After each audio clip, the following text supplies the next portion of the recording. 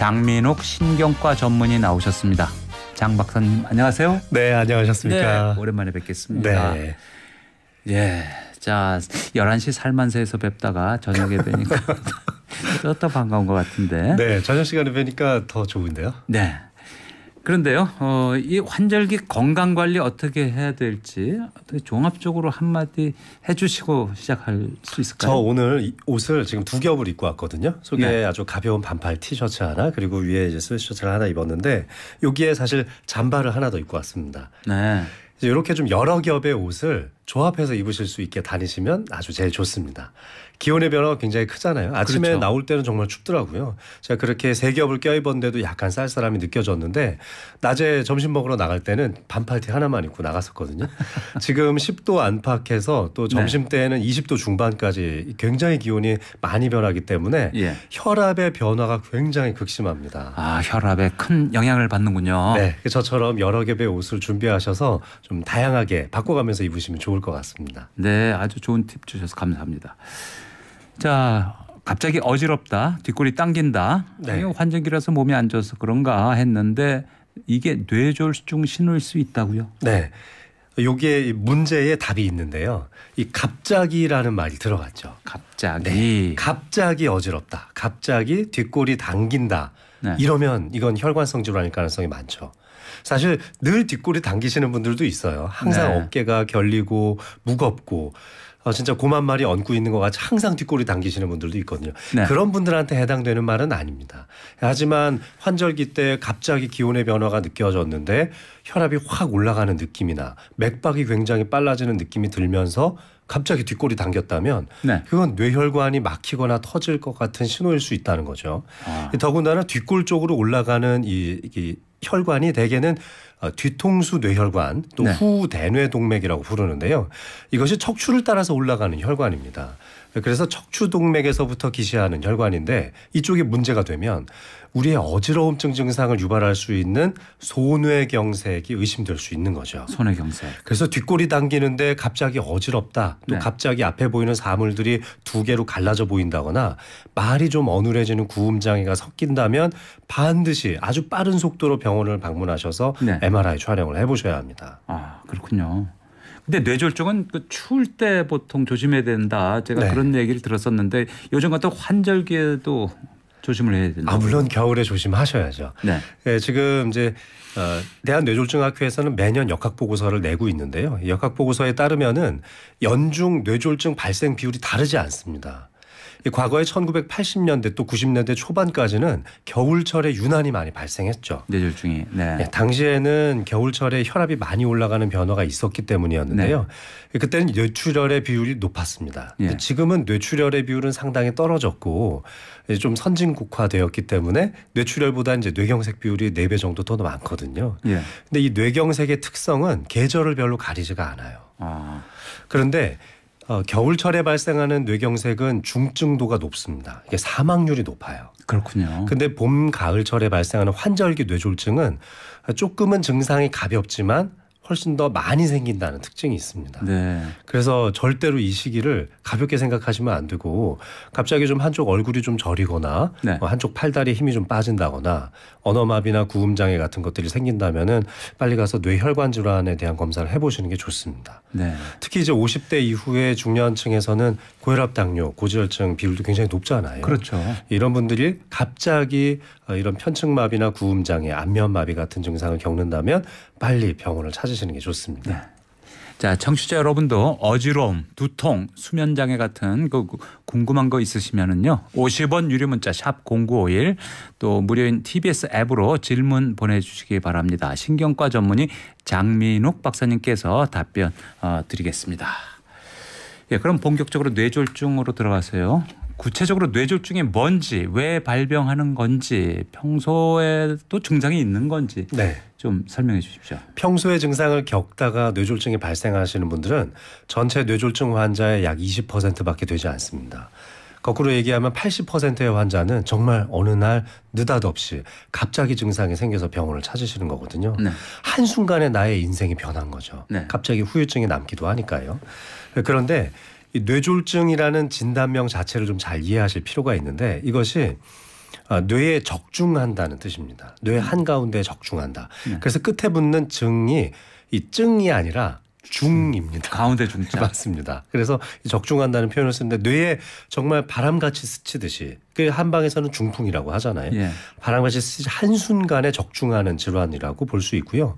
혈관이 망가지면서 발생하는 뇌병변 모든 것을 통틀어서 다 뇌졸중이라고 부르는데요. 가장 대표적인 것이 혈관이 터지는 뇌출혈이 있고 네. 또 다른 것이 이제 혈관이 막히는 뇌경색이 있습니다. 이 비율이 뇌출혈이 약 20% 정도 되고 뇌경색이 80% 정도로 훨씬 더 많습니다. 막히는 게 더 많군요. 막히는 게 많죠. 터지는 것보다. 네. 네. 그 뭐 고지혈증, 음주, 흡연, 뭐 고혈압 이런 것도 다 관련이 되겠죠. 네, 이제 고혈압이 가장 큰 원인으로 작동할 수 있고요. 네.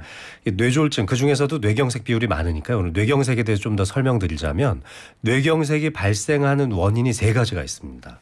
그 세 가지 중에 첫 번째로 꼽는 것이 동맥경화인데요. 네. 동맥경화에 가장 크게 작용하는 것이 바로 고혈압이죠. 네. 두 번째로 작동하는 것이 당뇨고요. 세 번째가 고지혈증입니다. 그 위험도의 순으로 보면 그렇거든요. 그런데 현대 사회인들이 겪고 있는 질병의 순으로 보면 저는 고지혈증이 가장 위험한 거라고 생각합니다. 너무 많아요. 너무 많으니까. 네, 지금 30세 이상 성인 남성 중에 45%가 고지혈증입니다. 네. 근데 제대로 치료받으시는 분은 반도 안 되거든요. 그러니까 진짜 우리 사회에 지금 좀 비만화되어 가고 예. 있고 잘 움직이지 않는 사회에서는 가장 중요한 게 고지혈증이 아닌가 하는 생각이 네. 듭니다. 그 외에 요즘에 이제 청소년들의 흡연도 상당히 많고 네. 그래서 저는 금연 캠페인도 좀 많이 해야 된다고 생각을 하고요. 지난 이제 코로나 시절을 겪으면서 우리가 음주량이 굉장히 늘어났어요. 또 혼술족도 많아졌고요. 그렇군요. 그래서 음주에 의한 젊은 세대의 뇌졸중 발생 비율도 높아지고 있는 추세입니다. 네. 그래서 절주하는 습관, 금주하는 습관 이런 것들도 필요하지 않나 하는 생각이 듭니다. 그 뇌졸중이 무서운 거는 그 후유증 때문에 더 무서웠잖아요. 그렇죠. 사실 뭐 완치된다. 다 좋아진다 이런 개념을 적용할 수 있는 질병이 상당히 많지만 뇌질환은 그렇지 않거든요. 왜냐하면 뇌질환은 이제 뇌신경 세포가 한번 파괴돼 버리면 다시는 재생이 되지가 않습니다. 네. 특히 혈관이 망가지면서 뇌신경 세포가 망가질 때는 상당히 많이 망가지거든요. 예를 들면 뇌 한가운데로 들어가는 중간 대뇌 동맥이 막혀버리면 네. 1분에 180만 개씩 뇌신경 세포가 죽어나갑니다. 10분만 응급실에 늦게 도착하면 1,800만 개입니다. 이거는 네. 정말 엄청난 후유증을 남길 수 있는 순간이거든요. 네. 그래서 골든타임이 적용되는 질병도 세 가지밖에 없어요. 심근경색, 뇌졸중, 중증외상. 그중에서 가장 시간을 많이 타는 질병이 바로 뇌졸중입니다. 뇌졸중 한번 걸리면은 3명 중 1분은 남들의 도움 없이는 일상생활이 전혀 불가능합니다. 네. 30%가 넘어요. 그리고 남들 도움 없이 그냥 혼자서 모든 후유증을 극복하시고 사시는 분들이 20%가 안 돼요. 네. 그리고 그 중간에 끼어 있는 분들 대부분은 약간은 장애를 아는 뭐 신체 장애가 온다거나. 그렇습니다. 예. 그러니까 지팡이라도 짚어야 된다거나 보행이 좀 불편해진다거나 아예 반신불수가 되는 그런 분들이 많잖아요. 너무 많죠. 그러니까 이게 평생 가는 후유증이기 때문에 더 위험하고 무서운 질병이 아닌가 싶습니다. 삶이 무너지죠. 맞습니다. 네. 본인만 괴로운 게 아니죠. 사실 그 옆에서 또 병수발을 들어야 되는 배우자라든지 가족들한테는 정말 씻을 수 없는 상처가 될 수 있거든요. 예. 그러면 이 뇌졸중을 빨리 발견할 수 있는 조기 감별법 같은 거 있을까요? 뇌졸중 학회에서는 이제 이웃 손발 시선이라는 캠페인을 하고 있습니다. 이웃 손발. 네, 이웃이라는 게 이제 이하고 웃어보세요라는 거거든요. 네. 그러니까 얼굴 표정을 한번 보자는 거죠. 네, 맞습니다. 지금 그렇게 이제 웃고 계시는데요. 이하고 이를 드러내면서 웃어봐라. 소토원 씨 미소가 굉장히 아름다운. 네, 좋습니다. 이렇게 거울을 보면서 또는 휴대폰으로 셀카를 좀 찍으면서 이하고 한번 웃어봤을 때 네. 평소 나의 표정하고 좀 달라지는지 보시면 됩니다. 그래서 한쪽 입이 좀 처진다거나 네, 입이 좀 돌아가 있는 현상이 발생한 문제가 있는 거죠. 네. 자, 그다음에 이제 손의 한쪽에 마비가 있는지 보는 겁니다. 네. 저는 이제 제일 쉽게 할 수 있는 방법이 앞으로 나란히 해서 이렇게 앞팔을 앞으로 쭉 네. 뻗게 해놓은 상태에서요. 손바닥을 하늘 방향으로 이렇게 펼칩니다. 뒤집습니다. 네. 이 상태에서 눈을 감고 5초 정도 간단하게 숫자를 센 다음에 눈을 살짝 떠보는 거예요. 네. 그러면 마비가 된 쪽의 손이요. 예. 살짝 안쪽으로 돌아가면서 떨어집니다. 이게 아주 미묘하게 힘의 차이가 발생해도 떨어지거든요. 예. 그 평상시에 이렇게 막 팔을 흔들고 힘을 쓸 때는 잘 모르는데 예. 아주 미묘하게 약간 오른쪽에 힘이 빠진 것 같단 말이죠. 네. 그때는 앞으로 나란히 하고 이 하늘 방향으로 손바닥을 딱 펼친 상태에서 눈 감고 5만 세보세요. 네. 그리고 살짝 눈을 떴을 때 오른쪽 손이 정말로 살짝 안쪽으로 돌아가면서 밑으로 살짝 떨어지는지 보시면 미묘하게나마 힘이 빠지신 거거든요. 오른쪽만 그렇습니다. 왼쪽도 마찬가지입니다. 예. 이 오른쪽 뇌가 망가지면 왼쪽 손이 떨어지고요. 예. 왼쪽 뇌가 망가지면 오른쪽 손이 떨어집니다. 그래서 이제 이웃 손발 할 때 이제 손을 그런 식으로 테스트를 해보시면 좋습니다. 네.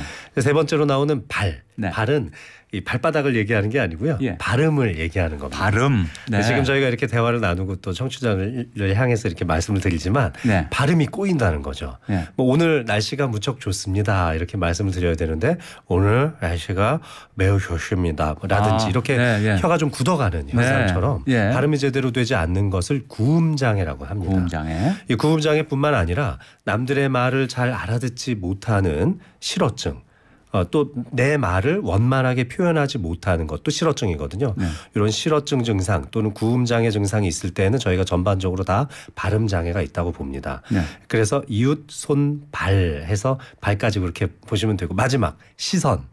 시선은 말 그대로 눈이에요. 그래서 눈동자의 움직임을 얘기하는 겁니다. 그래서 한쪽 방향으로 이렇게 쳐다봤을 때 오른쪽을 딱 쬐려봤을 때 왼쪽을 쬐려봤을 때 어떻게 변하는지 좀 살펴보시면 좋고 물체가 2개로 보이는 현상이 있으면 문제가 될 수 있고요. 예.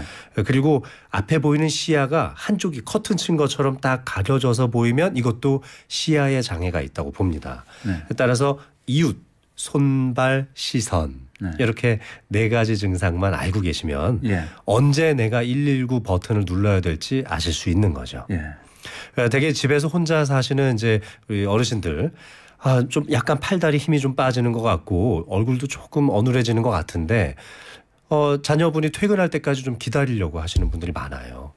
그러다 골든타임을 예. 놓치는 경우가 많거든요. 아, 그래서 그러시겠네요. 이웃 손발 시선에 해당되는 증상이 갑자기 발생했다면 다른 가족들이 귀가할 때까지 기다리지 마시고 네. 빨리 그냥 119 버튼을 누르시면 됩니다. 그러면 대개 15분 안에 뇌졸중 치료가 가능한 의원이나 병원으로 환자분을 모시고 갑니다. 네.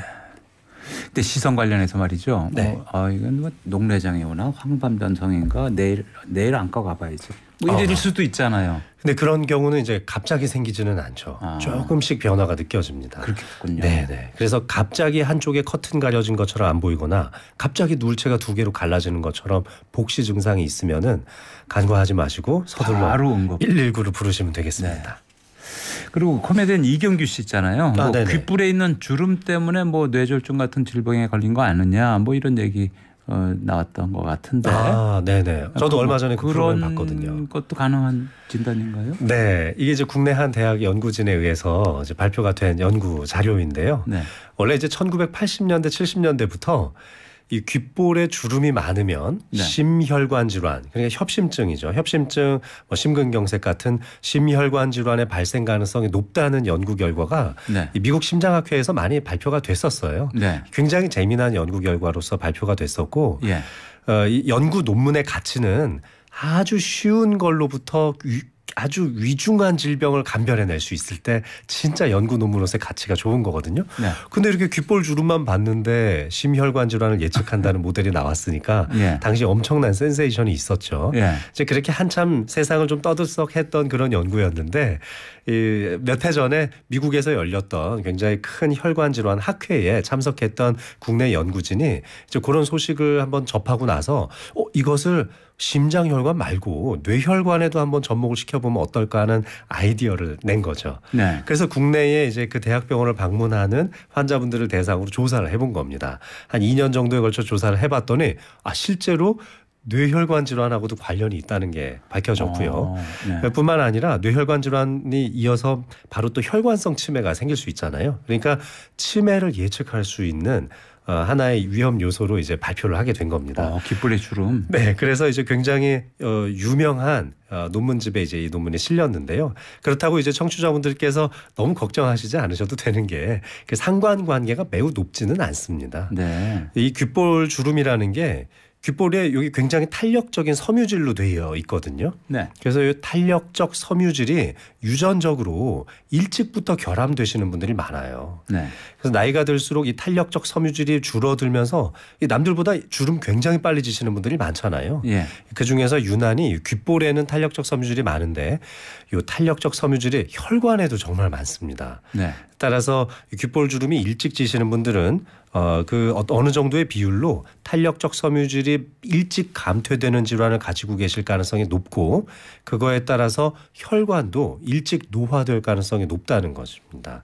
따라서 반드시 연관되는 것은 아니니까 너무 큰 걱정은 하지 마시되 하지만 내가 그래도 비교적 젊은 나이인데 양쪽 귓볼 모두에서 다 대각선 방향 바깥쪽으로 흘러내려가는 귓볼의 주름이 아주 진하게 잡힌다면은 혈관 건강에 대해서 한 번쯤 뒤돌아보실 필요가 있죠.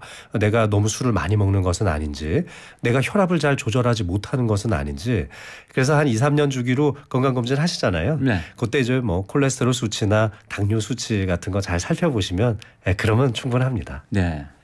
뇌졸중 발병이 보통 좀 연세 많은 분들이 대부분 아닌가요? 그렇죠. 60대 이상. 네네. 근데 최근엔 젊은 층도 꽤 있다고요? 맞습니다. 아까 전에 제가 후유증도 지적했던 것처럼 그 음주량이 많아지면서 네. 젊은 연령층에서의 고혈압 비율이 굉장히 높아지고 있고요. 네. 그리고 고지혈증도 우리가 이제 술을 마실 때 또 안주를 항상 같이 하잖아요. 술만 마시면 사실 고지혈증 수치가 아주 많이 올라가진 않지만 대개는 기름진 안주를 같이 섭취하게 되니까요. 그렇죠. 고지혈증 수치가 굉장히 높아지고 있고 또 비만도 유도를 하게 되죠. 이런 것 때문에 젊은 층에서의 이 뇌졸중 발생 비율이 높아지는 건 아닌가 하고 분석을 하고 있고요. 네. 또 다른 측면에서는 이 알코올 섭취가 높아지면은 심방세동과 같은 부정맥이 잘 생깁니다. 부정맥. 네. 아까 전에 제가 뇌졸중의 원인으로서 첫 번째로 꼽은 게 이제 바로 동맥경화였는데요. 네. 이 동맥경화에 이어서 두 번째 원인이 바로 여기서 제가 소개해드리는 부정맥입니다. 부정맥. 부정맥은 말 그대로 맥이 정확하지 않다는 뜻이거든요. 그래서 가끔씩 아마 느끼시는 분들 있을 거예요. 심장이 막 쿵쾅쿵쾅쿵쾅 하시는 분들. 그렇죠. 이럴 때 부정맥이 생길 때 이 알코올에 의한 영향을 많이 받게 되는데 술 많이 마신 다음 날 심장이 막 콩닥거리는 느낌을 받으시는 분들이 이 뇌졸중 발생 비율이 높습니다.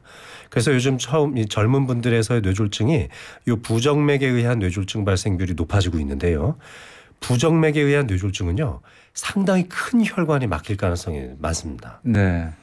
우리 그 하수도 같은 데가 막힐 때 보면은 뭐 예. 싱크대에 여러 가지 기름과 관련된 물질들을 막 많이 버리다가 그렇죠. 점점 기름때가 끼다가 어느 순간 막혀버리죠. 예. 이렇게 동맥경화에 의한 뇌경색은 비교적 작은 혈관에서부터 생기는 경우가 많은데요. 예. 근데 뭐 변기에 갑자기 뭐 여러 가지 휴지나 이물질을 넣고 확 내리면 갑자기 막히죠. 예. 그렇다고 뭐 변기 배관이 뭐 동맥경화처럼 이렇게 점점 줄어들고 아니죠. 있었던 건 아니잖아요.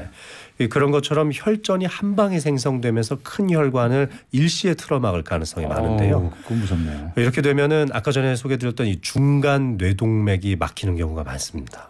그러면 1분에 180만 개씩 죽으면서 굉장히 뇌세포가. 엄청난 뇌세포에 의한 이제 후유 장애가 생길 수 있는 거죠. 그래서 비교적 젊은 연령대에 발생한 뇌졸중이 큰 혈관일 가능성이 높고 그것 때문에 발생할 수 있는 후유 장애도 더 높은 편입니다. 그 후유증이 더 클 수도 있네요. 젊은 층들. 네. 부정맥 때문에 생기는 거면. 네, 맞습니다. 그렇군요. 질문이 많이 들어오고 있는데요. 네. 몇 개 골라서 여쭤보겠습니다. 2314님. 뇌출혈과 뇌동맥류는 다른 건가요?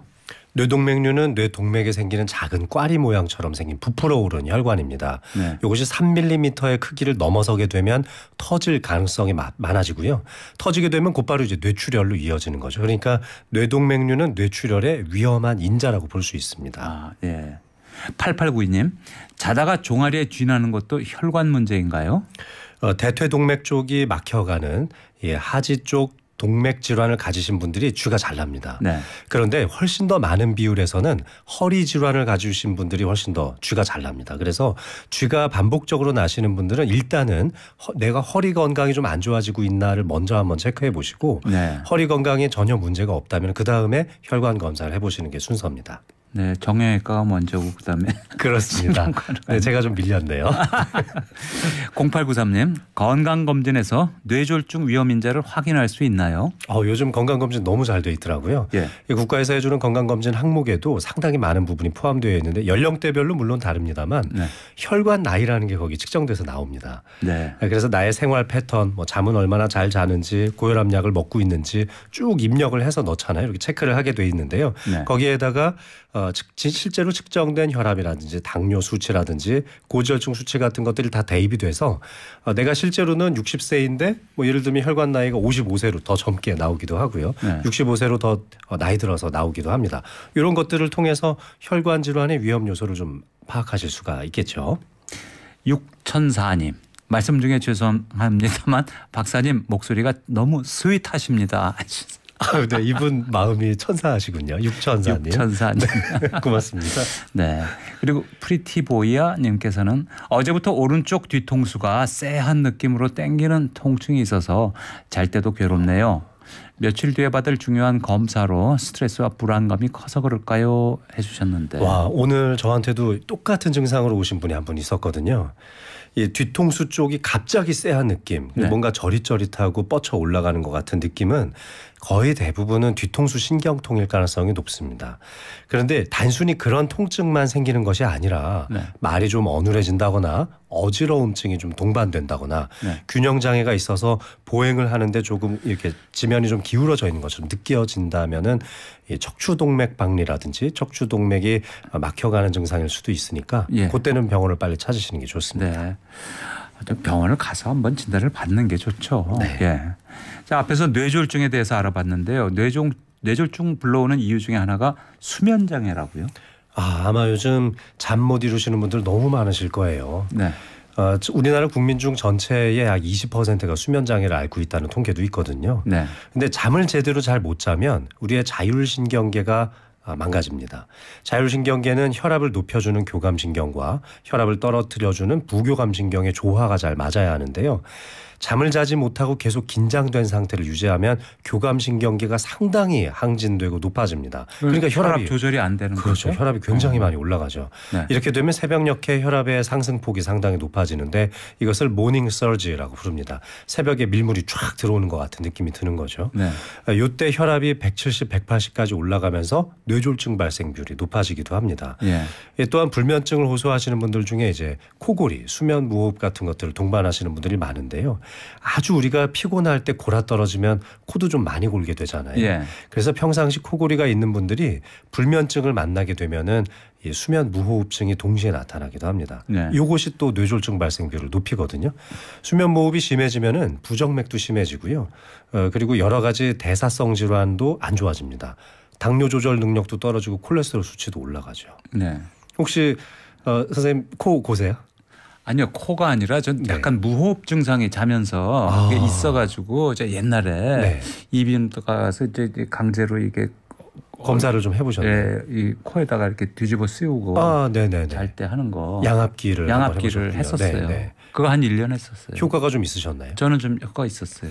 예, 지금 선생님처럼 아예 코골이가 없는데도 무호흡이 있는 분들이 예, 있어요. 약간 저희가 이제 수면을 전문으로 보는 의사들끼리는 얘기를 하는데 이 하관의 모습에 따라 좀 달라집니다. 그래서 네. 턱의 길이가 앞뒤가 조금 짧으신 분들이 되게 구강 구조가 좀 짧고 이런 경우에는 코골이가 좀 잘 생기기도 하지만 수면 무호흡이 잘 생깁니다. 네. 그래서 좀 마르고 전혀 나는 코를 골지 않는데 그렇게 생각하셔서 그냥 간과하시면 안 됩니다. 네. 그래서 지금 이제 수면 학회라든지 뭐 여러 가지 휴대폰 앱을 통해서 많이 이제 프로그램이 개발이 됐는데요. 그거 하나 설치하셔서 잠잘 때 옆에 이렇게 네. 틀어놓고 주무시면 내가 진짜 수면 무호흡이 있는지 한 80% 정도의 정확도로 체크도 되거든요. 예. 그런 애플리케이션을 이용해서 한번 체크해 보시는 것도 좋을 것 같습니다. 그리고 말이죠. 이 코 고는 게 숙면은 안 하는 거죠, 오히려. 근데 이 수면의 깊이에는 큰 영향은 없습니다. 네. 남들은 못 자게 하지만 본인은 잘 자죠. 그 수면의 깊이가 이제 비렘 수면에서 이제 아주 깊이 들어가면 비렘 수면 3단계까지 떨어져야 되는데요. 네. 코 실컷 고르시면서도 다 떨어집니다. 네. 옆 사람이 이제 수면 1단계도 진입을 못 하는 거죠. 예.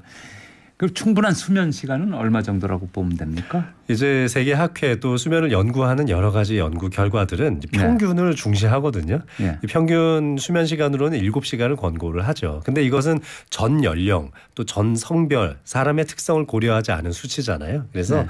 그냥 몇 시간이 좋냐 이렇게 단순하게 여쭤보신다면은 저는 7시간입니다라고 얘기는 하지만 네. 개개인별로 많이 다릅니다. 더군다나 50세 이후에는 수면의 길이가 굉장히 많이 또 짧아지게 되거든요. 네. 그래서 50대 이후라면은 한 6시간 정도만 연속되게 주무실 수 있다면 저는 문제 없다고 생각하는데요. 네. 이 연속된 수면이 반드시 한 번도 깨지 않고 자는 수면은 아닙니다. 네. 잠깐 화장실 다녀오실 수도 있잖아요. 그렇죠.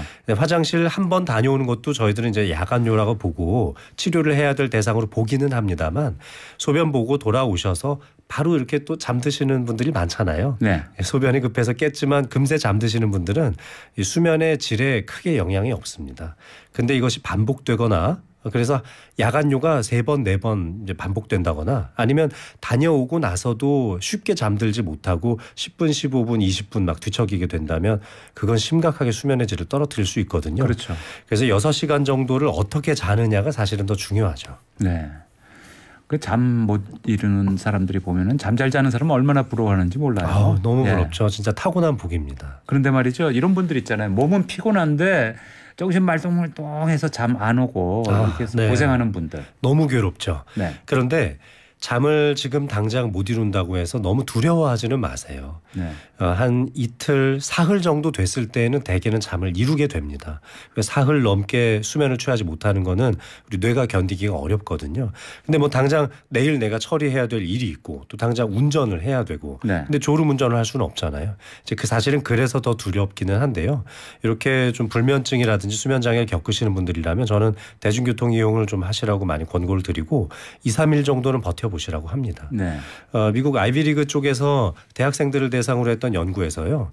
한숨도 못 잔 대학생들이 그 다음 날 네. 오히려 시험 성적이 좋았다는 결과도 있거든요. 오후 3시 이전까지는 각성 상태가 잘 유지되기 때문에 네. 잠을 전날 잘 못 잤다 하더라도 그 다음 날 일 처리하는 데 있어서 너무 두려워하지 않으셔도 좋겠습니다. 아, 그렇군요. 그런데 따뜻한 차 한 잔 같은 거 어떤가요? 캐모마일이 뭐 자는데 좋다 이런 너무 말도 들은 좋죠. 적이 있거든요. 네, 마음을 좀 가라앉히는 차잖아요. 예. 저는 국화차를 많이 추천드립니다. 국화차. 네, 국화차 한 잔 그윽하게 하시면은 정말 마음이 편해지고 잠도 잘 오거든요. 네. 또 아침에 일어나셨을 때는 뭐 바나나 주스라든지 견과류 같은 것들 우유랑 같이 갈아서 드시면은 우리 뇌 속에 필요한 멜라토닌 호르몬을 만드는 재료를 많이 공급받으실 수 있거든요. 네. 그래서 그렇게 트립토판이 많이 포함되어 있는 그런 식품들을 좀 섭취해 주시는 것도 좋죠. 네. 근데 불면증 때문에 수면제 복용하는 분들 적지 않잖아요. 너무 많죠. 근데 주의가 좀 필요하다고요? 이제 수면제도 여러 가지 종류가 있는데요. 이제 수면 유도제라는 표현을 또 환자분들이 많이 좋아하시더라고요. 근데 수면제, 수면 유도제 같은 말입니다. 결국은 수면을 유도하는 거죠. 수면 유도제라고 해서 더 약한 약이라고 그렇게 생각하셔서는 안 되겠습니다. 네. 수면 유도제라는 것은 결국 우리 뇌에서 신경세포를 완전히 스위치를 꺼버리는 약이거든요. 가바라고 하는 물질이 있는데 이 가바라고 하는 물질이 신경의 흥분성을 줄여줍니다. 네. 그래서 가바를 순간적으로 폭발적으로 많이 작동하게 만들어서 뇌의 스위치를 끄게 되는 건데요. 이렇게 가바를 많이 작동하게 만들어주면은 잠만 자게 되는 것이 아니라 집중력도 좀 떨어지게 되고 또 신체의 여러 가지 반응들도 다 느려지게 됩니다. 네. 그런데 그중에서 이 신체의 다른 부분에는 영향을 미치지 않지만 수면에만 작동할 수 있도록 만든 약이 바로 졸피뎀입니다. 졸피뎀. 네, 이 졸피뎀이 영어 스펠링으로 Z로 시작하거든요. 예. 그래서 이 Z 계열의 수면 유도제다라고 해서 G 계열의 수면 유도제 이렇게 부릅니다. 네. 그래서 이 Z 계열의 수면 유도제가 상당히 문제가 많은데요. 예. 이게 정말 꿀맛 같거든요. 며칠간 잠 못 이룸을 못 해보셨던 분들 이런 분들 정말 수면 때문에 스트레스가 많은데 요거 진짜 반알만 먹어보면 예. 진짜 바로 스위치가 꺼져서 잠드는 경험을 하게 되는데요. 너무 편한 거죠. 그렇겠네요. 이리저리 뒤척거리면서 고생하지 않아도 그거 약 반알만 먹으면 금세 잠들 수 있으니까 네. 계속 손이 가는 겁니다. 네. 정말 꿀맛 같은 수면이 그걸 통해서 이루어질 수 있으니까 마법 같은 약이거든요. 네. 그래서 조금씩 먹어보다 보면 이제 내성이 생기는 겁니다. 그래서 이 제트 계열의 수면제를 정말 조심하셔야 되고요. 예. 그다음에 이제 신경 안정제 계열의 약이 있습니다. 대개 잠 못 이루시는 분들이 마음이 불편해서 잠을 못 이루시는 분들이 더 많거든요. 물론 허리가 아프고 뭐 머리가 아프고 해서 잠을 못 이루시는 분들도 많지만 네. 마음이 불안하고 고민거리가 많고 네. 그래서 잠을 못 이루시는 분 많죠. 예. 자, 이런 경우에는 마음을 편안하게 해주면 잠이 오게 되는데요. 아까 제가 국화차를 추천드린 것도 바로 그런 이유 때문이거든요. 예. 근데 사실 그 정도로는 마음이 가라앉지 않으시는 분들이 많아요. 네. 이런 경우에는 항불안제를 먹는다거나 신경 안정제 계열의 약을 먹게 되죠. 네. 이런 약들이 마음을 편안하게 해서 좀 잠을 유도하게 되는데 이때에도 주의가 필요한 것이 약을 먹었을 때 작용하는 시간이 10시간이 넘어가는 약이면은 좀 문제가 될 수 있습니다. 네. 이러면 또 중독이 생기거든요. 예. 그래서 이렇게 되면 제트 계열의 수면제 못지않은 중독성이 생길 수 있으니까 예. 내가 먹고 있는 약이 제트 계열의 수면제인가? 그다음에 또 내가 먹고 있는 신경안정제가 작용 시간이 혹시 10시간이 넘는 약인가? 예. 이런 걸 좀 보시면서 드시면 좋겠습니다. 아, 그렇군요. 그리고 말이죠. 요새 저 외신에서 보도된 건데요. 네. 최근 미국에서 부부가 잠을 잘 때 각방을 쓰는 걸 이제 수면 이혼이다. 잘 때만 이혼한다. 네. 이거 수면 이혼을 하는 이유 중에 하나가 네. 그 수면의 질을 높이기 때문 위해서다. 네, 네. 뭐 이런 식의 기사가 나왔거든요. 아, 네. 어떻게 보십니까? 뭐 저도 이 부분에 있어서는 일부 좀 찬성을 합니다. 뭐 상대가 이 코를 심하게 본다든가. 맞습니다. 이게 삶의 패턴이 네. 나이가 들어갈수록 또 남녀의 차이가 굉장히 심해지거든요. 네. 여성이 겪는 갱년기의 시기와 또 남성이 겪는 갱년기의 시기가 또 서로 다르기도 합니다. 네. 여성은 주로 이제 50세를 전후로 나타나고 네. 남성인 경우에는 이제 은퇴 시점에 맞춰서 이제 60대 중반쯤에 갱년기가 많이 나타나거든요. 예. 그래서 이 시기가 서로 다르니까 굉장히 그 예민해지는 것. 그리고 또 수면의 길이가 짧아지는 시기가 서로 다른 거예요. 예. 그래서 이제 여성의 나이 50대 중반 정도 갱년기를 많이 겪고 있는 시점에서는 수면의 질을 높이기 위해서 네. 저는 이제 방을 분리하는 것도 도움이 된다고 생각하지만 누구나 뭐 방이 집에 남는 건 아니잖아요. 네. 기존에 뭐 그 더블 베드나 퀸 사이즈의 베드를 사용하셨다면 싱글이나 슈퍼 싱글 사이즈로 두 개를 분리해서 쓰는 거죠. 침대를 좀 침대를 약간 네. 띄어서. 네, 약간 뭐 한 1m라도 이렇게 서로 띄워서 예. 사용을 하시면 서로 간에 뒤척이는 거는 안 느끼게 되니까 예. 적어도 저는 요 정도만 해도 수면의 크게 질이 올라간다고 생각이 듭니다. 네. 자, 5855님의 질문인데요. 잠을 잘 못 자면 두통이 2, 3일 동안 심합니다. 이것도 뇌질환과 어떤 관계가 있을까요? 요거 혈관성 두통일 가능성이 높습니다. 근데 이제 혈관성 두통이라고 해서 꼭 혈관 터지는 그런 두통만 있는 것은 아니고요. 네. 편두통도 일종의 이제 혈관성 두통으로 분류를 합니다. 네. 혈관의 반응이 예민하신 분들, 이런 분들이 잠을 잘 이루지 못하면 이제 두통이 생기죠. 아까 잠을 며칠간 못 이루면은 이제 교감신경계가 항진된다고 말씀드렸는데요. 교감신경계가 항진되면은 혈관이 수축하면서 혈압이 상승합니다. 근데 요때 두통이 생기는 분들이 많죠. 네. 그래서 이럴 때에는 혈관을 좀 이완시켜주는 계통에 또 혈관의 변화를 좀 줄여주는 계통에 두통 예방약을 드시면은 상당히 많이 좋아질 수 있습니다. 이런 것들이 있다고 해서 뇌질환이 발생되는 것은 아니니까요. 예. 너무 걱정 안 하셔도 되겠습니다. 그렇군요. 자, 2829님. 40대 후반 주부입니다. 요즘 잠이 많이 없어져서 하루 서너 시간만 잠들고 새벽에 깨는데요. 수면 장애인가요? 수면제라도 먹어야 할까요? 네, 안타깝습니다만 수면 장애가 맞죠. 네. 40대 후반이라면은 이제 자녀들이 아마 이제 입시를 치룰 만한 나이이기도 하고 예. 또 사회적으로 많은 역량을 발휘하는 남편분께서 집에 와서 굉장히 스트레스를 많이 풀고 계실 수도 있고 또 본인께서는 또 갱년기를 겪고 계시는 정말 인생의 대격변기를 겪고 계시는 주부님이시거든요. 네. 자, 이럴 때 삶의 고민도 많아지죠. 네. 경제적으로도 또 돈 쓸 일도 많아지니까요. 예. 이럴 때 하루에 서너 시간밖에 못 주무시면은 예. 정말 건강이 나빠지거든요. 예. 아마 이런저런 고민거리 때문에 잠을 이제 잘 못 이루시는 경우가 많을 거라고 생각이 드는데 네. 이때 이 수면의 질을 높이기 위해서 수면 호르몬제로서 멜라토닌을 좀 드셔보시는 것도 굉장히 도움이 되고요. 멜라토닌. 또 마음이 복잡해서 잠을 잘 못 이루시는 경우도 많기 때문에 이럴 때 국화차 한 잔, 네. 또는 이제 아주 가벼운 계통의 신경 안정제나 항불안제 조금만 드셔보시는 것도 그거 한 며칠만 드셔도 해결이 되기도 합니다. 지금 말씀하신 거는 이제 병원 처방약인가요? 아니면 약국에서 살 수도 있는 그거는 건가요? 병원 처방이 필요합니다. 아, 예, 예. 네, 약국에서 지금 현재 우리나라에서는 일반 의약품으로 그냥 구매해서 드실 수 있는 안정제 계열은 없습니다. 예, 멜라토닌 제제. 멜라토닌 제제가 최근에 이제 건강기능식품으로 좀 풀려가지고요. 예. 일반인들께서 사 먹을 수 있는 멜라토닌 이제 건강기능식품이 좀 나오고 있으니까요. 아, 예. 뭐 그런 것도 한번 시도해 보시는 것도 좋은데, 근데 우리 생리 활성 단계에서 정상적으로 분비되는 멜라토닌의 양을 따라가지는 못합니다. 그래서 이제 가능하면은 신경과 가서 예, 진 처방을 받으시는 게 더 나긴 하죠. 예, 네, 예. 그렇습니다. 자, 5547님. 선생님, 눈을 꼭 감았다 뜨면 3초 정도 암울하게 블랙홀에 빨려 들어가는 듯합니다. 이게 어떤 현상인지요? 이 되게 브레인 포그를 겪으시는 분들이 이게 많습니다. 뇌가 굉장히 심각하게 피로해져 있는 상태인 브레인 거죠. 포그. 네, 그렇습니다. 뇌에 안개가 낀 것 같다라고 네. 표현을 하는데요. 이 브레인 포그는 원래는 정신적으로 굉장히 많은 스트레스를 받는 뭐 텔레 상담하시는 분들 있잖아요. 네. 그런 분들이나 변호사라든지 이렇게 상담을 업으로 하시는 분들이 예. 너무 많은 스트레스에 빠졌을 때 뇌가 잘 돌아가지 않을 때 예. 그때 쓰던 용어였는데요. 예. 이번에 코로나 이제 시국을 겪으면서 굉장히 많은 국민들 또 세계적으로도 많은 시민들이 뇌가 잘 돌아가지 않는 현상을 겪게 되면서 일반인들께도 브레인 포그라는 용어를 좀 쓰게 되는데요. 아, 예. 정말 잠깐만 눈을 이렇게 감았다 떠도 쫙 빨려 들어가는 것 같은 예. 느낌이 들죠. 이게 예. 뇌가 엄청나게 피로해져 있는 상태다라고 예. 보시면 되겠고요. 일단 첫 번째로는 수면을 조절하는 게 가장 중요한 일이고요. 두 번째로는 수분 섭취를 좀 많이 해주시고 뇌를 좀 즐겁게 아주 뇌가 활짝 웃을 수 있도록 해줄 수 있는 즐거운 취미거리를 주말에 꼭 찾아서 해보셨으면 좋겠습니다. 네, 그렇습니다. 밖에 나가서 뛰어노는 것만큼 좋은 게 있겠습니까? 네, 그럼요. 네.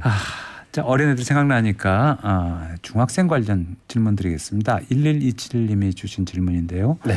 저희 집 아들은 중학교 2학년인데요. 작년부터 잠이 너무 많습니다. 요즘 시험 기간인데도 학교 갔다 집에만 오면 자고 주말에도 엄청 자요. 학교 생활이나 친구 관계에 문제가 있는 건 아닌 것 같은데 사춘기라 그런 걸까요? 이렇게 물어보셨어요. 네, 중학교 2학년 아드님 네. 이제 심각한 사춘기를 겪을 때죠. 네. 아마 교우 관계에서는 크게 문제가 없어도 본인 나름의 고민은 상당히 많아질 겁니다. 네. 학업량도 굉장히 많아지고 본격적으로 입시 준비를 시작하는 단계가 바로 이 시기거든요. 그래서 알게 모르게 부모님께 말씀드리지 못하는 엄청난 고민거리가 마음속에 있을 거고요. 그런 이런저런 생각들 때문에 밤에 숙면을 취하지 못할 가능성이 높죠.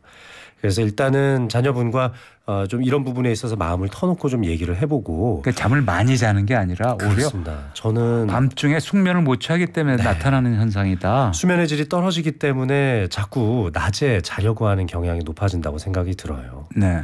그래서 좀 마음을 터놓고 혹시 밤에 잠을 잘 못 이루는지 얘기를 좀 나눠보시는 게 더 좋겠습니다. 아, 그렇군요. 흔히 이제 기면증 이런 거 아마 부모님들이 많이 걱정하실 텐데요. 기면증. 네, 기면증은 이제 탄력 발작이라고 해서요. 네. 이렇게 막 얘기하다가도 웃고 떠들다가도 갑자기 푹 쓰러져서 잠을 자게 네. 되거든요.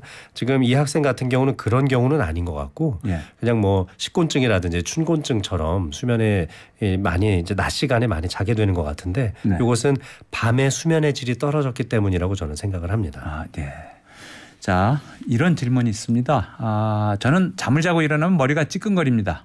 꿈 때문인가 싶기도 한데 계속 꿈을 꾸고 있는 것 같아요. 낮잠을 잠깐 잘 때도 꿈을 꿉니다. 그리고 자고 나도 깨어나지가 않는데요. 수면 네. 치료 필요할까요? 수면 치료 필요합니다.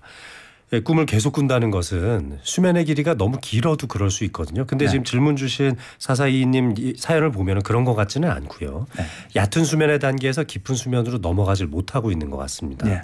이럴 때에는 수면 호르몬인 멜라토닌이나 또는 멜라토닌의 전구 물질인 세로토닌 호르몬 부족일 가능성이 상당히 높기 때문에 네. 이 부분에 대한 약물 치료를 한 3, 4주 정도 받다 보면 정상적인 수면 리듬으로 만들어 드릴 수도 있거든요. 예. 따라서 꿈을 너무 많이 꾸게 되시는 것 병원을 좀 방문하셨으면 좋겠습니다. 네. 오늘 신경과 전문의 장민욱 박사님과 말씀 나눴는데요. 오늘 뇌졸중과 또 수면장애에 대해서 설명해 주셨습니다. 오늘 봄철 그 청취자 여러분 건강 관리와 관련해서 정리 말씀 하나 해주신다면요. 봄철에 옷 좀 따뜻하게 입으시고요. 네. 그리고 물 좀 많이 드셨으면 좋겠습니다. 네. 네, 황사 때문에도 또 혈액의 점성이 올라갈 수 있기 때문에 물을 좀 많이 들여서 네. 그래서 혈액의 점도를 조금만 낮춰주셨으면 좋겠습니다. 아 그렇군요. 네. 물 많이 마시면 혈액의 점도 관리가 조절할 되고. 수 있습니다. 또 아까 처음에 말씀해 주신 것처럼 옷을 무조건 두껍게 입는 게 아니라 여러 겹을 입어서 맞습니다. 낮에는 좀 벗고 네, 아침 저녁으로는 좀 두껍게. 맞습니다. 잘 알겠습니다. 장 박사님 오늘 말씀 감사합니다. 고맙습니다. 네, 감사합니다.